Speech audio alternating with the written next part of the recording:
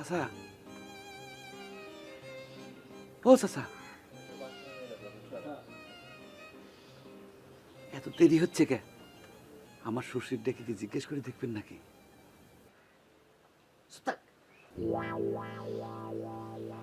বিয়ের নামে খবর নেই, শ্বশুর পেয়ে গেছে। হ্যাঁ, তোকে না কইছি মুখে থেকে রুমাল সরা। খবর নাই কথাটা কিন্তু ঠিক হলো না চাচা।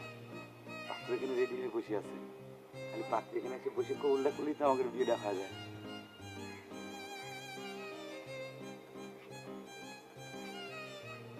চাচা, এবারে কি কঠিন কঠিন কোশ্চেন করবো নাকি পাস করার জন্য সহজ? আগের মতোই। কেন শুধু আসার পর তো তোর মুখ কামাই যাচ্ছে না, একাই সব বিস্কুট খাই ফেলাচ্ছ, আর কারো মুখ নাই?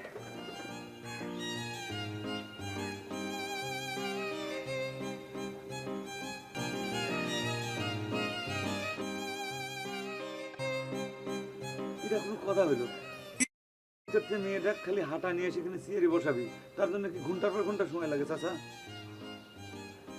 চাচা, দুপুরের খাবার ব্যবস্থা কি এখানেই? খালি দুপুর না, রাত্রিবেলাও কিন্তু খাওয়া যাস, খালি খাওয়া খাওয়া খাওয়া, আইসে খাওয়ার জন্য মনে হচ্ছে। আসলে আমার কোনো খবর নাই।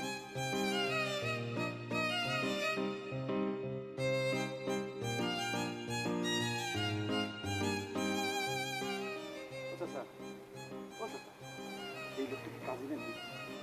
চাচা, ঘটনা কি তাহলে? এ এলাকায় কি কাজী নাই না?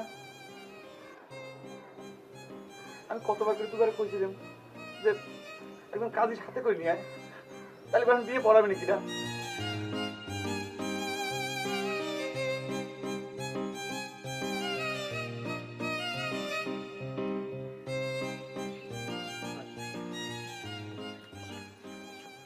আসো মা, বসো মা, বসো।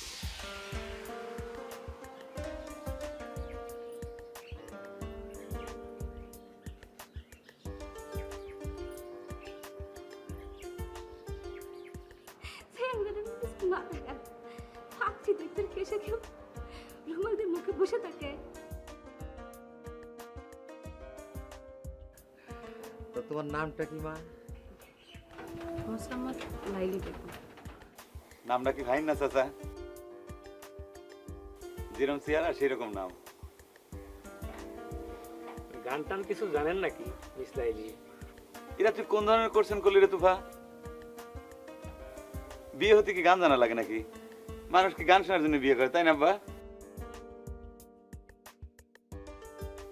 গান শোনার জন্য ক্যাসেট আছে, রেডিও আছে। আমি কি এখানে বিয়ে করে বেড়াইছি নাকি ক্যাসেট প্লেয়ার কিনে বেড়াইছি রে? আহা, যতই ক্যাসেট বাজুক, বাড়ির বউয়ের একটু গান বাজনা জানা থাকলে ভালো হয়। আমার বর কোনো গান জানার দরকার নাই চাচা। আমি যেটুক জানি সেটুক দিয়ে আমরা সুখী হতে পারবো।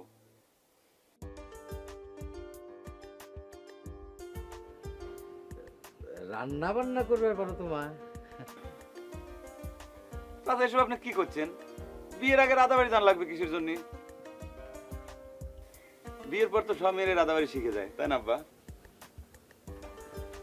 আর যদি রাধাবাড়ি না জানে তাহলে পরে চাচি তো বাড়িতে আছে, চাচির কাছ থেকে সবকিছু শিখে নিবি। চাচা আপনি সব আদারি করছেন না করে বিয়ের ব্যাপারে একটু ফাইনাল আলোচনা শুরু করেন না, দেরি হয়ে যাচ্ছে তো।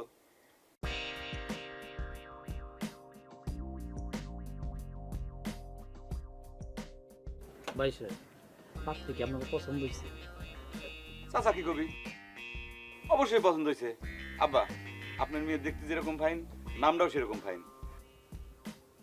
খালি আপনার মেয়ে কি পছন্দ হয় নাই, শ্বশুর আব্বা হিসেবে আপনাকে আমার খুব পছন্দ হয়েছে। আপনি বিয়ের ব্যবস্থা করেন, কাজী ডাকেন। আমি আসার পরে কিন্তু কইছিলাম কাজী ডাকার কথা। ফাজিলরা কোনো ধরনের কোনো কাম নাই, খালি বসে বসে বিস্কুট খাচ্ছে। চাচা আরে হইছে তোরে বাবা, হইছে। আপনাকে আমি কাজে মনে করেছিলাম, বুঝছেন ভাই? হইছে তো। কিছু মনে করবেন না ভাই সাহেব, আপনাদের এই সাওয়ালের মাথায় কোনো সমস্যা নেই তো? বিশ্বাস করেন আব্বা, আমার মাথা, বুক, কান, গলা কোনো জায়গায় কোনো সমস্যা নেই। দেখেন মাথা আপনি